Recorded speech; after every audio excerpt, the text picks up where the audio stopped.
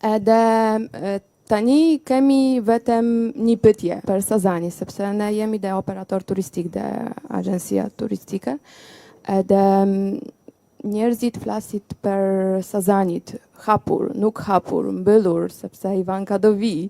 Dhe të gjitha flet është një rajon turistik edhe shumë naturale, edhe çapati andej. Kemi turizm në Sazani ose jo?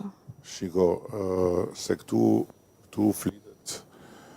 flitet shumë për gjithçka edhe për fat keq bëhen fakte gjëra të pavërteta, marrin vend edhe bëhen të vërteta, e s'ka zot pastaj që i ndryshon ato gënjeshtra që janë bërë të vërteta. Më lër të mbaroj. Se është hapur gjithandej, edhe kur shkruaj mediat e huaja thonë që qeveria ka shitur ishullin e Sazanit familjes Trumpit. Kjo është e pavërtet. Ne nuk e kemi shitur dhe nuk e shesim ishullin, sepse Sazani është pronë e Republikës Shqipërisë, do të mbetet pronë e Republikës Shqipërisë, e para. E dyta, ne nuk e kemi përfunduar akoma sot që flasim negociatën për Sazanin. Pse nuk e kemi përfunduar dhe çfarë po negociojmë ne, sepse Republika e Shqipërisë, Shteti Shqiptar do jetë pjesë e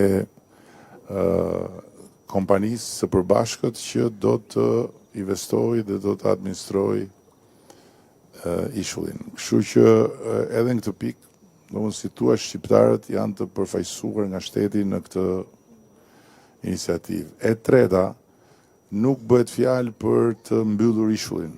Pra nuk do jetë një resort i mbyllur, siç mund të ketë resortet vogla që janë mbyllura me mure dhe që hyjnë vetëm ata që banojnë ose ata që ftohen.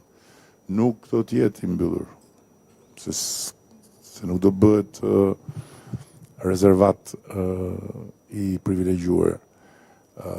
E katërta, projekti i Sazanit ka ndryshuar në proces, si projekt ndërtimi. Pra, aty do të ketë shumë pak ndërtime dhe do të ketë një profil kulturor, artistik të rëndësishëm.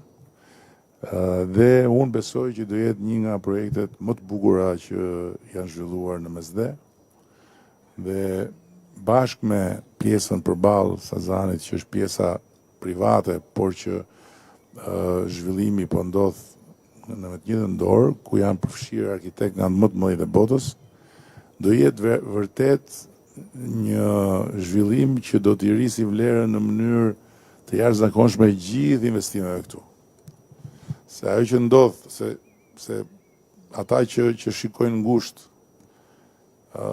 dhe që pastaj flasin që po e marrin të huajt e ku diun, nuk kanë se si ta kuptojnë se çfarë impakti ka një zhvillim i tillë, ose kanë zhvillime të tilla për gjithë pronën rreth rrotull.